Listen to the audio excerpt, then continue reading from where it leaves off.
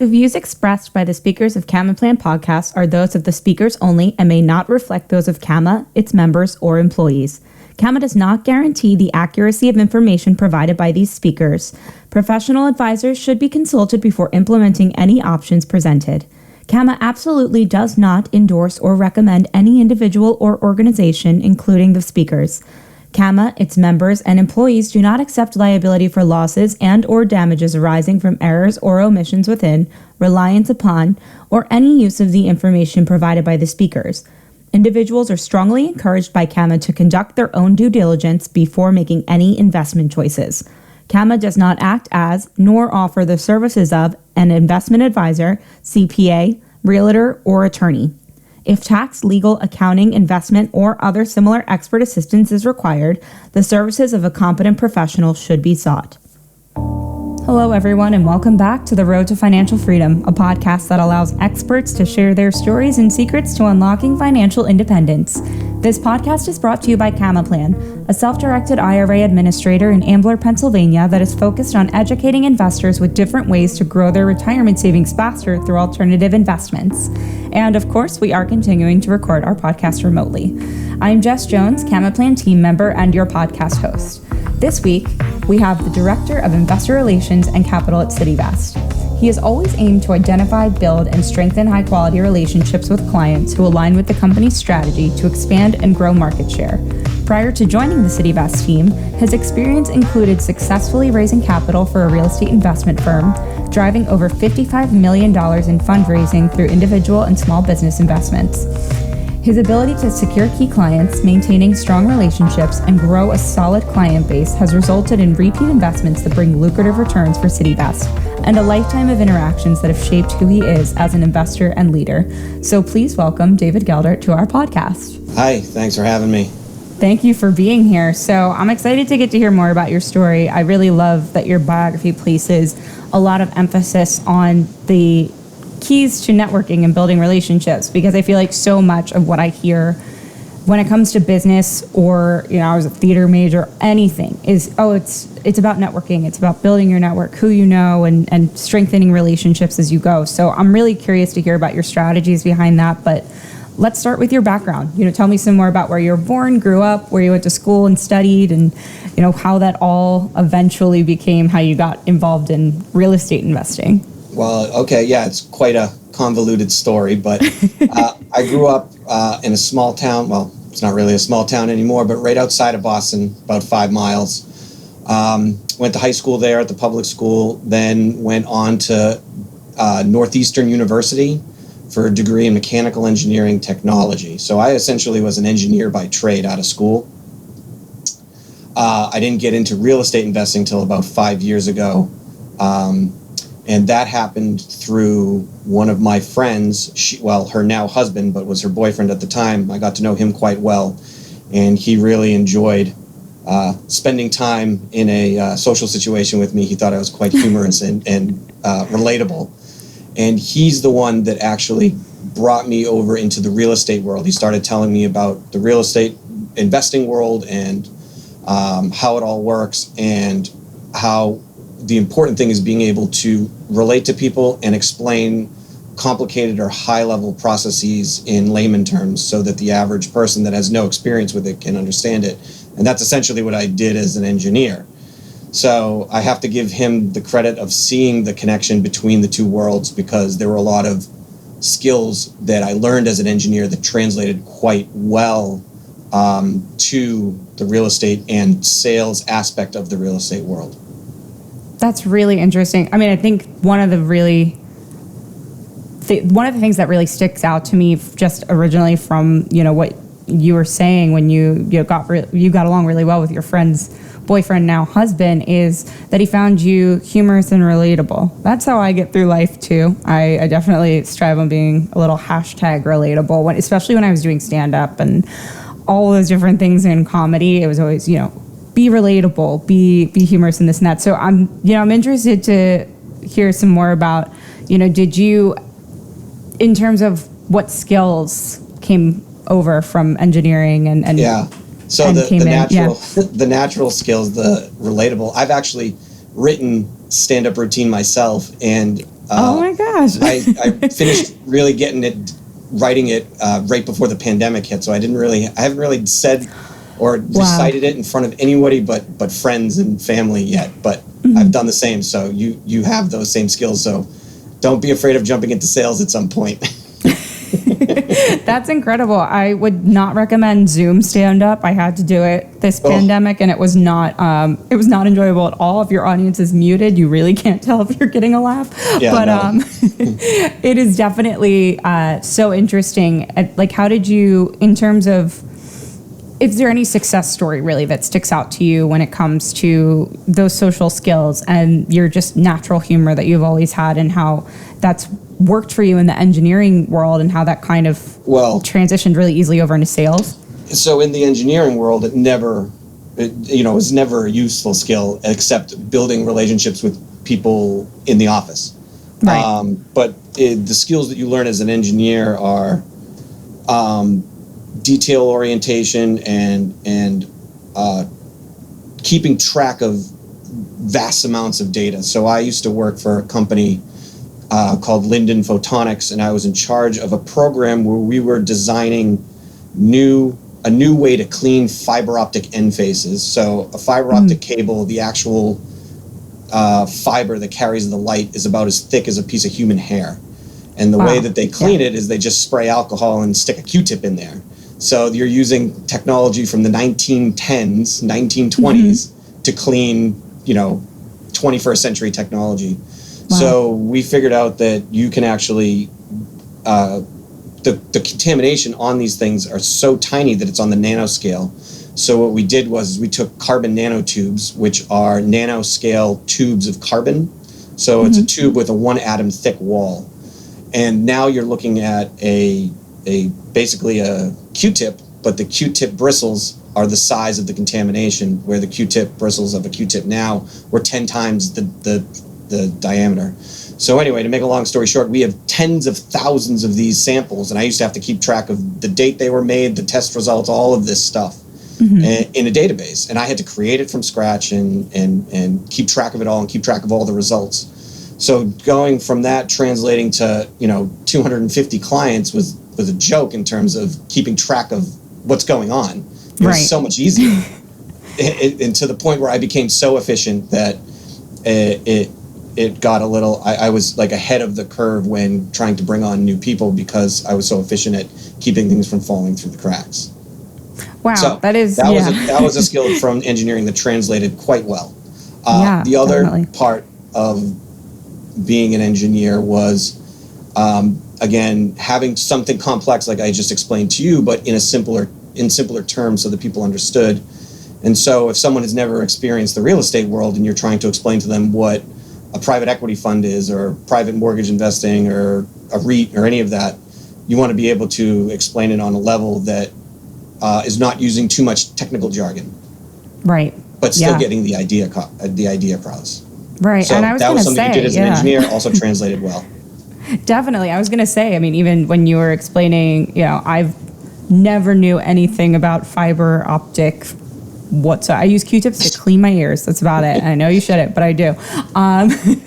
So even that explanation, I'm like, wow, this actually makes sense the way that David's explaining it to me. So I can imagine that that's been really helpful for you in terms of, explaining things to prospective clients, or explaining things to capital raisers and whatnot. So when you first got into real estate investing, you'd been interested because of your friend's husband.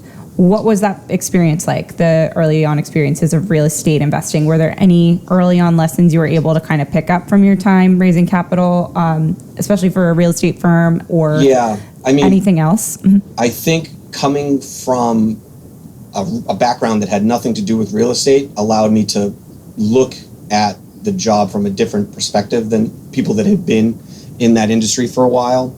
Right. So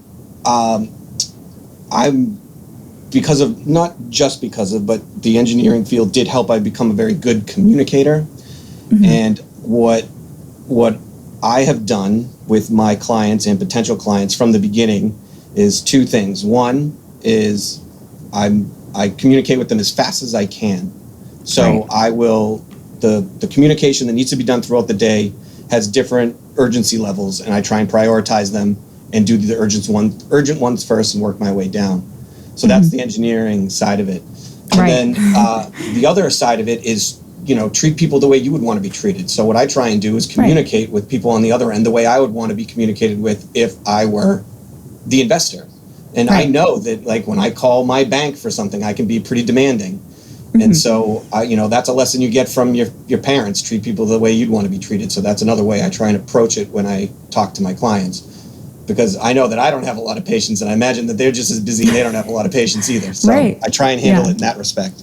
Yeah, I think there's so much more to be said, just based on your response to the fact that, like, it's not just numbers on pieces of paper that you can show people.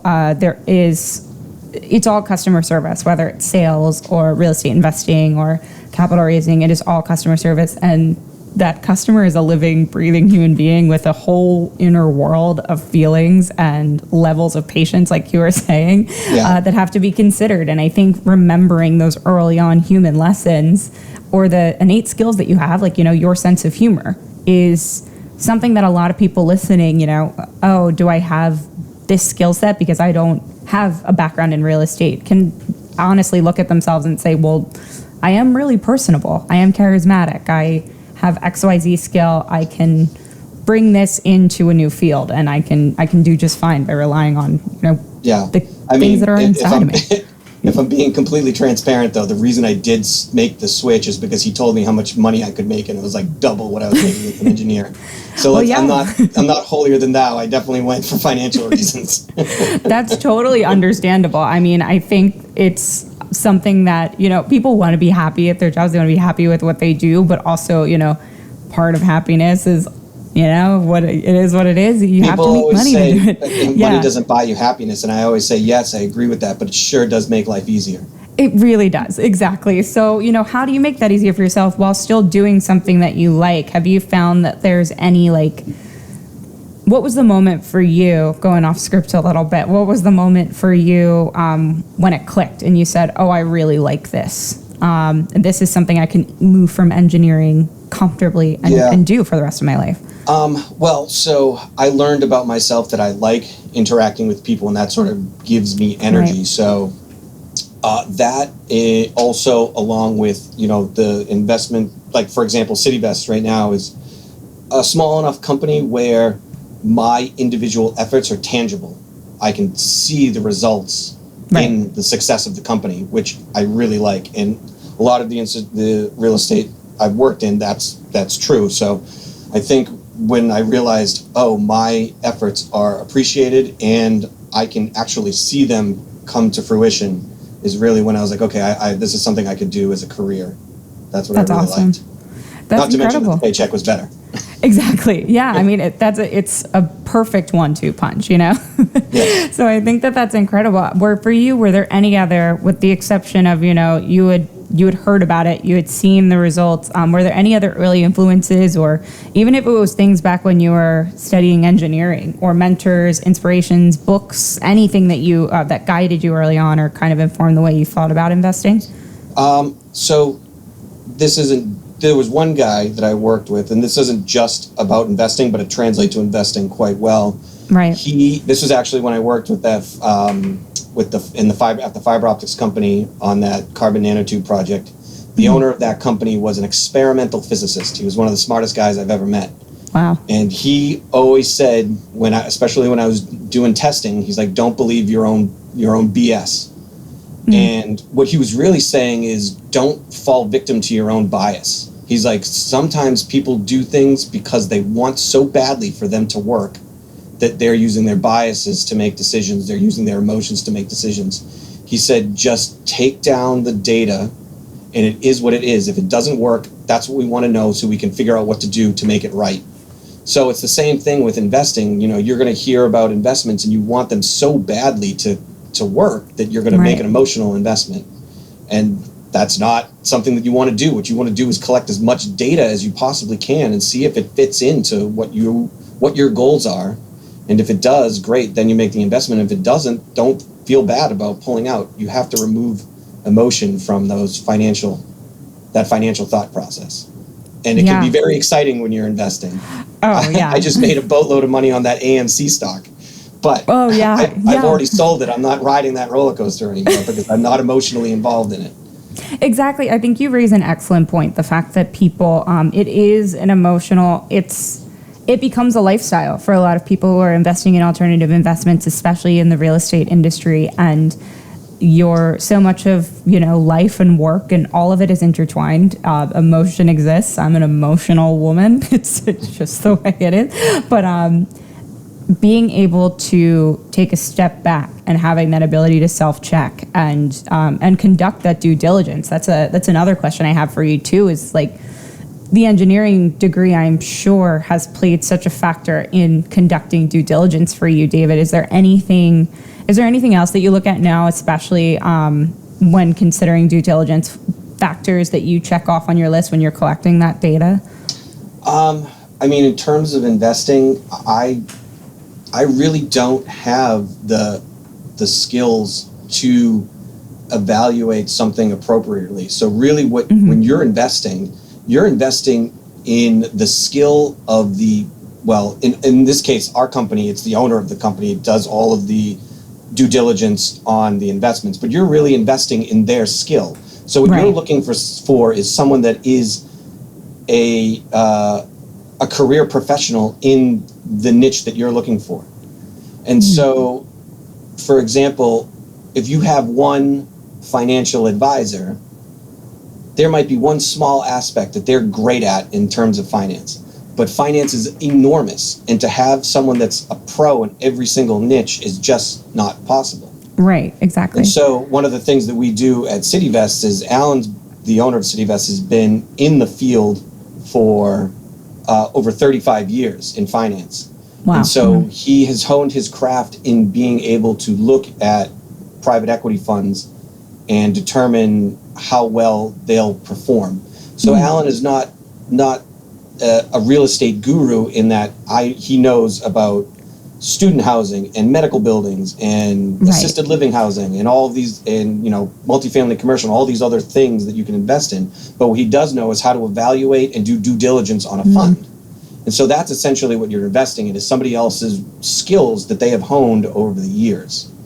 That's an excellent point. The fact that you can't be what is the phrase? Master of everything, master of none. It's really what it all boils down to. If you're too focused on quantity, the quality of someone's due diligence can easily go down. Things can get overlooked. So I think that's a great point. And it's come up with a number of our guests too, surrounding themselves with a team of people, a team of experts that have all of these different areas of lived expertise, kind of like how you're saying Alan has. So I want to talk more about CityVest too. Now that you mentioned Alan, what does CityVest do, and who is a typical client of CityVest? Talk some more about it, and how you join the team.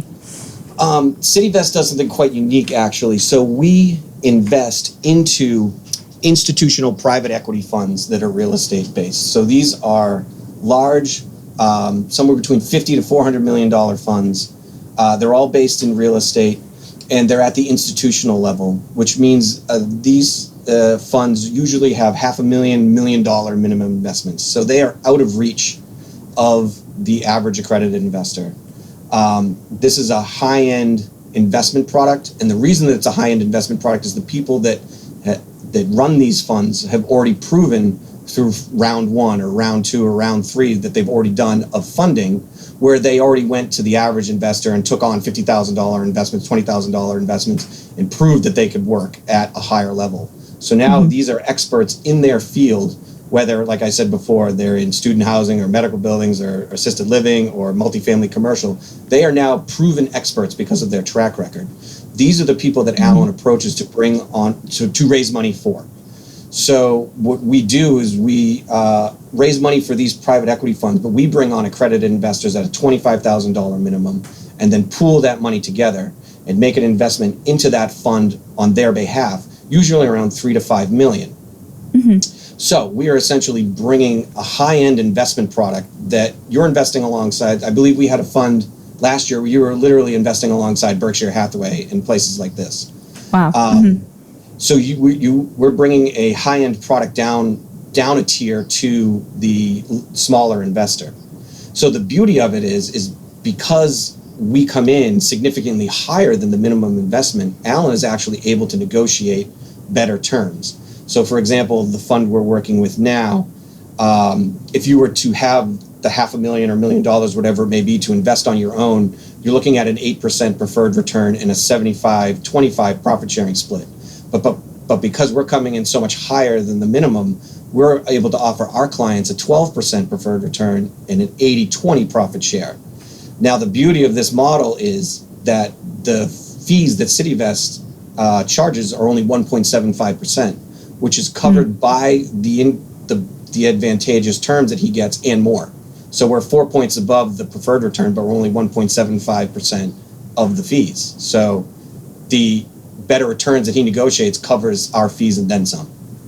That's incredible. I mean, I think it's going back to the original point too that you had made about building relationships and servicing your clients as people and bearing in mind, urgency and things like that too. I think it appeals to any investor, especially an accredited investor. And I am, I'm not at that level, so I can't really speak for accredited investors, but I think it would appeal to an accredited investor to be like, this team really creates something tangible and worthwhile for me in terms of what I'm paying in fees or what I'm able to get out of it, the people I get to work with, and what level I get to work with this team on just about everything. So I think that's a really great point that you raise.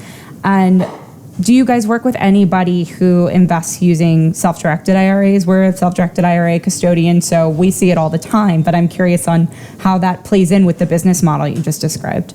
Yeah, we do work with self-directed IRAs. We're more than happy to. I would say somewhere between 5 and 10% of our clients use self-directed IRAs.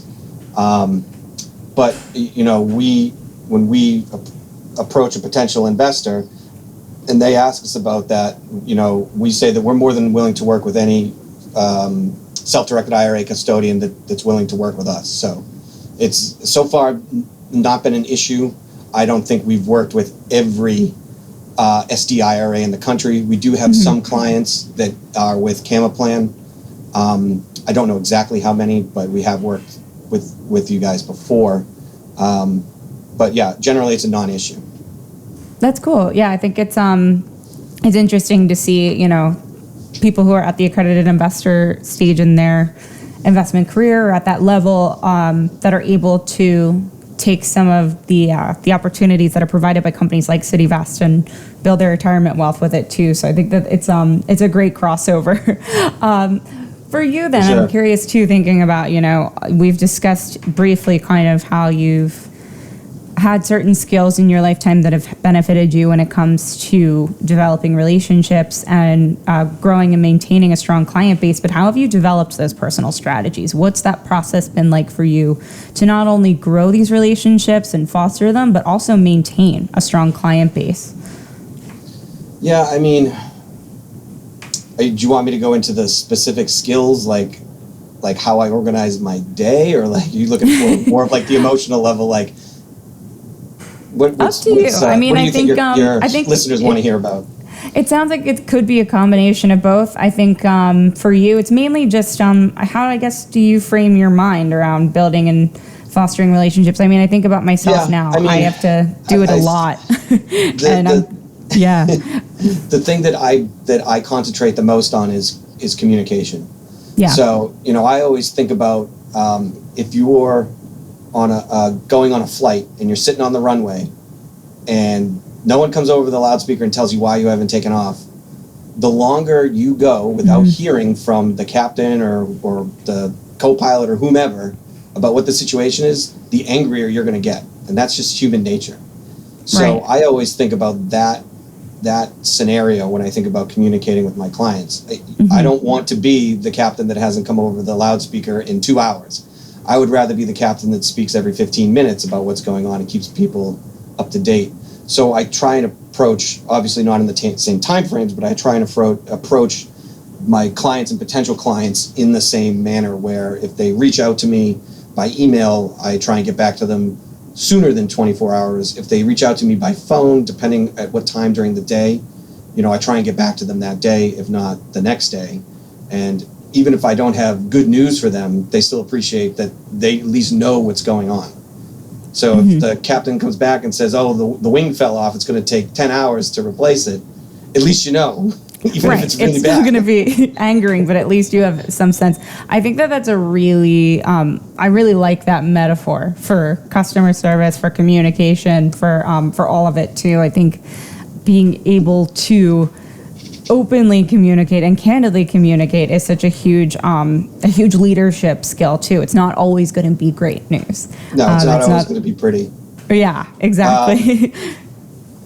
Some of the other things, taking responsibility for mistakes. That is something that I think is super important when you're working with investors. And I don't mean like, I mean even small stuff. Like I made a mistake the other day of saying that some tax information was available to one of my clients, but it actually wasn't for the fund that he invested in. So I could have just ignored it, but instead I called him back and said, you know what, I made a mistake. It wasn't for this particular fund. It was for this particular fund that we have these documents for. I apologize. And because I'd let him know, he was much happier than if he went crazy looking for it and had to call me back.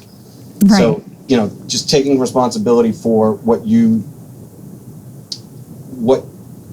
need to communicate and then doing it no matter how difficult it is important. Yeah, I think that's huge. Taking the responsibility and for what you need to communicate and actually following through with it. It's one thing to just say like, oh, I messed up to your boss, but it's another thing to go and say it to the client, to be able to cover both verticals. So what about your strategies for raising capital? I feel like maybe this is a little less mental, maybe a bit more nose to the ground. But when it comes to raising capital, I mean, I think I'm a little bit in the dark when it comes to exactly what a process like that looks like, David. So for you, what have your strategies been like, and how does, I just send a bunch of follow-up emails sometimes when I'm booking people on podcasts, this and that. What's it like for you? You try and get people on the phone, so it's a lot of leaving voicemails. But when you do get people on the phone, generally because it's a phone call, people are automatically on the defensive. Yeah. So what I try to do is explain to people and to try and de-escalate the defensiveness is, listen, I'm not here to sell you anything. This investment's going to sell itself. It's an amazing opportunity. What my job is to give you all of the information that you need to make an informed decision. Now, that could be different for different people, and the whole point of this conversation is determine what you need to make an informed decision. And then that usually disarms people, and then you can actually have a conversation about what their goals are, because our investments, are great, but doesn't necessarily mean it's right for everybody. So, for example, if you are retired and you're looking for an immediate cash flow, that's not exactly how our funds work. We're investing in institutional level funds that have a long hold period, not outrageously long, about 5 years on average. And they generally don't start paying dividends till year 2 or 3. Sometimes that's okay if you're retired, but sometimes the retiree needs cash flow right away, and that's not the type of investment that we have. So what I want to do is investigate that with the person I'm speaking with and let them know that that's the way things are. And if it doesn't work out, that's okay. It'd be better to find out now instead of you investing and then trying to take your money out 2 years later because a tree fell on your house or something like that. You don't want to invest with your emergency fund. Yeah, I think that makes a ton of sense, being able to consider not only people's actual money economy, but time economy as well. Those factors that people think about. I mean, it's the same things that we actually educate people on when it comes to self-directed investing too with their IRAs. It's like, we're giving you the tools here to decide, you're self-directing your investments here. We're giving you the tools here to educate you on what you can do, but it's up to what you can do given your means. So I think that, that makes a ton of sense. And, what have been some of the things that have surprised you or that you've been able to learn when it came to your efforts in raising capital? Is there anything that sticks out to you in thinking about it now? Probably the one thing that sticks out is the different, like I said before, you need to find out what being comfortable means for the client. And some people need, to have their hand held all the way through the process just to reassure them they're more nervous. And some people are just super excited about it and they just dive right in. They only ask me a couple questions, and sometimes I'm like, wow, I can't believe you just dove into this investment. Like I personally would want to ask more questions. So the diversity of what people need to feel comfortable always surprises me, because I would think that most people would be like me and need a certain amount of data from the fund to make a decision. Where some people, they don't really want to know what the track record is, or they don't want to know, they don't really care what the assets are that they're investing in. And I could see that being true if this was your fourth or fifth fund that you invested with CityVest. Now you know us, and like you're just like, okay, go ahead. But if it's your first go around, I would want to know more information. So the discrepancy between what makes people feel comfortable has always been interesting. Yeah, I bet. It sounds, I'm similar to you. I think I'm, your plain analogy, you use the word angry, but I think the less I knew, it would make me more anxious. So that anger and anxiety, how they feed into each other, is interesting when it comes to like what you know about investing and what you can know if you align yourselves with the right people. But and I think that it's a really interesting surprise, and it gets at least me thinking about, what are people comfortable when I'm trying to communicate information with people, whether it's about self-directed investing or even like listen to this podcast, like what information do people need in order to be quote unquote sold or have that peace of mind. So for you, you work with a number of people. Your team at CityVest, you mentioned, is smaller. So what are some of the major characteristics, and I'm also interested just from your approach to relationships too, characteristics, complementary traits, anything that you see that has made people more appealing to you in terms of what you look for in partners, clients, people you are aligning yourself with and surrounding yourself with professionally, people that you are drawn to reach out to? Yeah, I'm happy to really talk with anybody about what we have for investing. What I guess really drives me crazy are people that aren't interested, but then won't tell you, so you have to keep chasing them down. And it's like, listen, I'm a big boy. If you're not interested, it's okay. Let me know. Let's save each other some time. Yeah. Rather than, call me tomorrow, and then you call them tomorrow and they don't pick up. Right. Exactly. So there's no really way to avoid that sort of thing, but I'm totally fine with someone saying that I'm not interested at this time. Yeah, if I could get people to be more open like that, my life would be much easier. I agree. I think it's my feelings. I have a thicker shell now than I ever did, and my feelings won't get as hurt. If you're going to tell me no, I'm not going to listen to your podcast, Jess. So I completely agree with you. When it comes to you've mentioned your approach and communication when it comes to forming and maintaining business relationships and your relationships with clients. Has this changed overall over time at all? Like, was it always easy to communicate with people, or was that something you had to learn the hard way? Or I think I'm lucky in the fact that I've found communicating with people easy. It wasn't a skill that I really learned in the real estate world. It was really a skill I learned, going through college and then, being in the engineering world.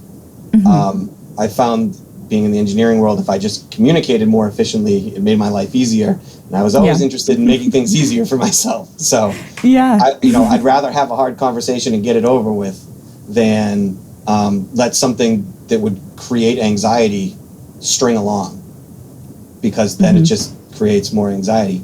Even now, I don't particularly care for sending text messages. I would much rather call people on the phone and just get to the bottom of whatever I need to get to the bottom of, rather than waiting for a text message response. That's so true. And so I know that probably can drive my friends crazy, but it certainly helps with the efficiency of my job. Calling definitely. People to get things done rather than trying to do something through email. I'll always suggest, let's get on a phone call and discuss it. Yeah. And in terms of CityVest, Alan, you mentioned, and any other members of the team, what are some of the traits in them that you see that are admirable? Maybe you are you want to emulate more in yourself and in your communication methods. Is there anything there? Yeah, I mean, Alan is just a wealth of knowledge when it comes to the finance world. So, you know, doing the real estate investing that I've done, I've only been in certain niches. And in this particular job, I have the opportunity to learn significantly more about the finance world because our private equity funds are in different spaces. We've done, like I said before, we've done them in different niches like student housing, medical buildings. Right. We did a single family flip fund one time. So learning about all those different aspects from Alan have been quite interesting. So he's just a wealth of knowledge. And the other thing that I really like about Alan is that he's available for any investor that wants to talk to him. He holds a conference call for potential investors almost every day of the week. So he's really working hard to make himself available. So, if there's something that I can't answer, someone could get a call with him and get the answer right away. So I really like that about working with him. And then we have another guy named Chris that runs all of our marketing and IT and the website.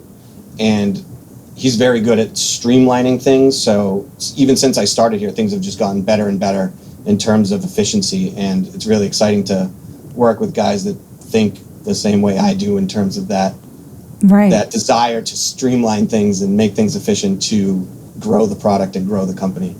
Right. And I'm sure, you all think really similarly. And like you're saying, it makes being able to surround yourself with these people who have similar thought processes but different skill sets, I'm sure has been so easy for you then to kind of apply it and be like, oh, well, yeah, now I'm able to learn more about student housing space and student housing real estate because Alan makes it approachable and accessible to me. And I think that probably really translates very well to your clients. Yep, it's very helpful. That's very awesome. So with figuring out, you mentioned just going off of all of these things that we just talked about with you, Chris, Alan, what are some of the tools or resources, if your team uses any of them, if you use any of them, that you use to keep up with your knowledge of the industry? Is there anything publication-wise, research, websites, anything that you frequently go back to that helps you learn about what's new in the industry or something that you can't figure out? I definitely use Alan, especially every time we launch a new fund. I always talk with Alan for a while about, all the aspects of the new fund to stay in touch with the general field of finance and real estate. I use a website called Reddit, and that's essentially a content aggregator page run by the communities and the people that participate in it. And so there are things called subreddits. So you can have a subreddit in painting or world news or whatever, basically any interest you could possibly have. And I subscribe to the ones that are in finance and in real estate and some other niche ones in different cities and things like that. But basically I use that as a way to keep in touch with what's going on in the finance world and the real estate world. That's extremely interesting. I think that may be one of the first times I've ever heard someone say that Reddit's been used as a tool, not a place to troll. But I think that's it. I mean, you raise an excellent point. Places like Reddit is a great place to go and get a understanding from the ground up of what people are talking about, what people are interested in, and learning more about financial news from people who are also just as involved in it in kind of a more candid, laid back, almost sort of way. But you're getting the information. It can be very candid because there's no way to track what people are saying. Yeah, exactly. So I think it's extremely interesting that you've been able to use it as a tool and as a beneficial tool to be able to kind of keep up with everything and maintain your knowledge and build your knowledge. And also, I think it's as a communicator, it's extremely interesting that you find Reddit useful as a tool too, because then you're reading things in the language. You're reading what is interesting people as well. You're reading how angry people are about stuff. Yeah. I find that the more serious subreddits like the real estate and the finance, you find less of the nonsense that the media reports on in some of the other parts of that website.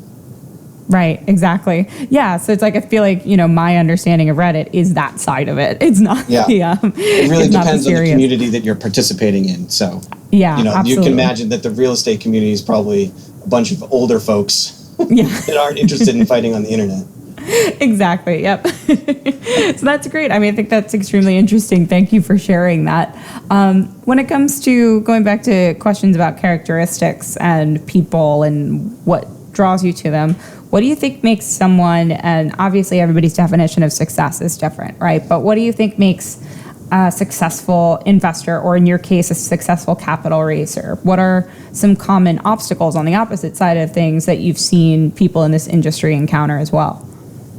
Yeah, I mean, I really think that to be successful as far as an investor goes, like that experimental physicist said, don't believe your own bias. Like, do the work, do the research to figure it out. And if you don't know how to do that, try and find someone that does and talk to them about it. If you want something to work so badly that you're going to invest without all of the information needed to make an informed decision, you're going to find out that you're going to make mistakes. They might not be colossal mistakes, but they might be a mistake where, you thought you were going to be getting X amount of dollars every month, and it turns out it's actually paid quarterly or something like that. So just, I would recommend that you follow the data and the facts, and don't get emotional about it.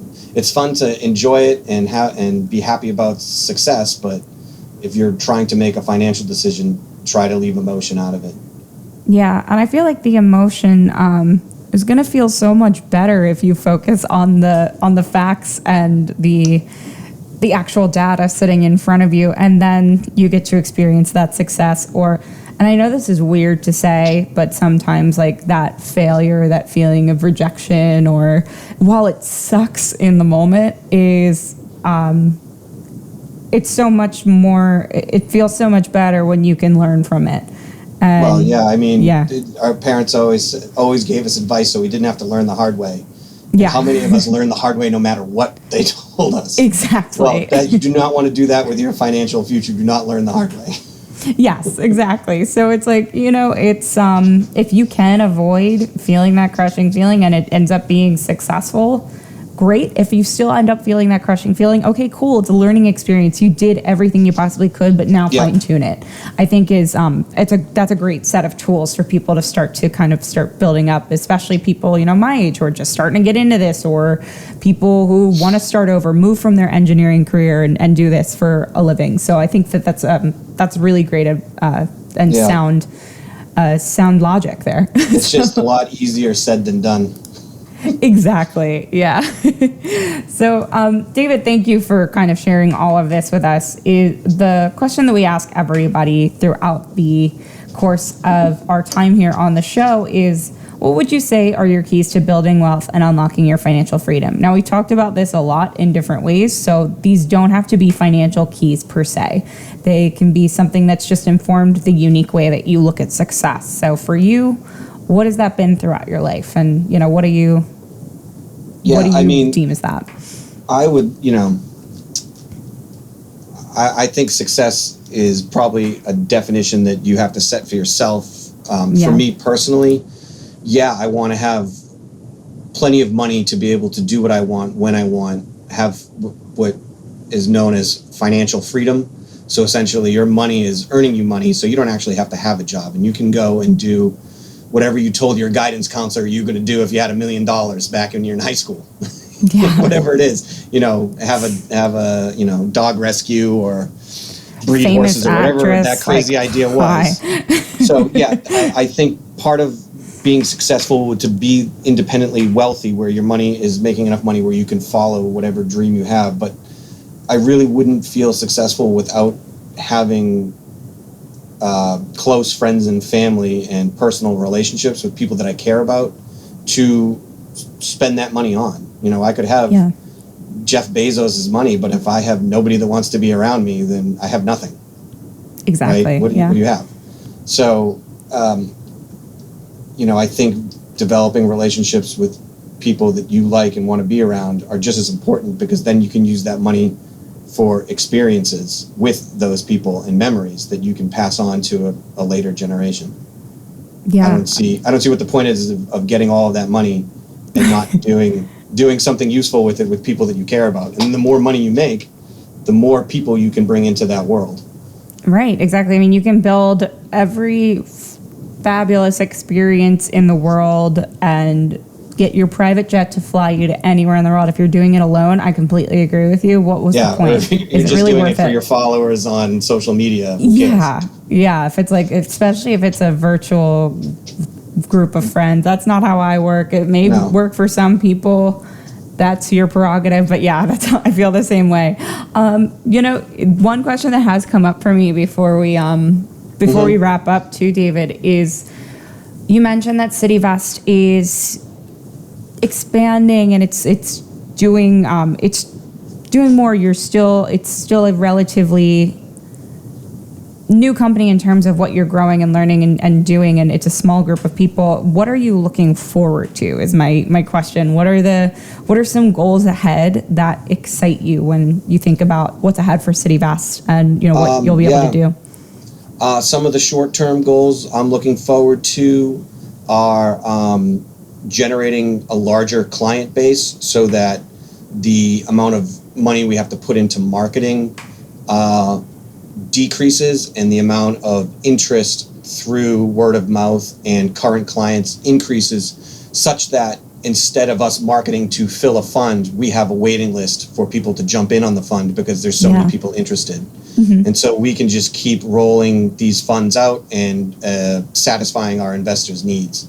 So I'm looking forward to that. The balance being switching over from a marketing heavy model to a almost like a family friendly model where everybody that knows about it is telling people that know about it, and we have so many people interested that we start filling these funds even faster. Long term, that's probably more of a question for Alan. I'll be excited to see what CityVest looks like in a few years from now in terms of the size of the company, the growth of the company, and really what people are saying in the public space about the company then, because it's not really well known yet. There's not really a nationally recognized logo for CityVest yet, like you would recognize the Facebook logo. So I'm curious to see where we'll come in that space in the next couple of years.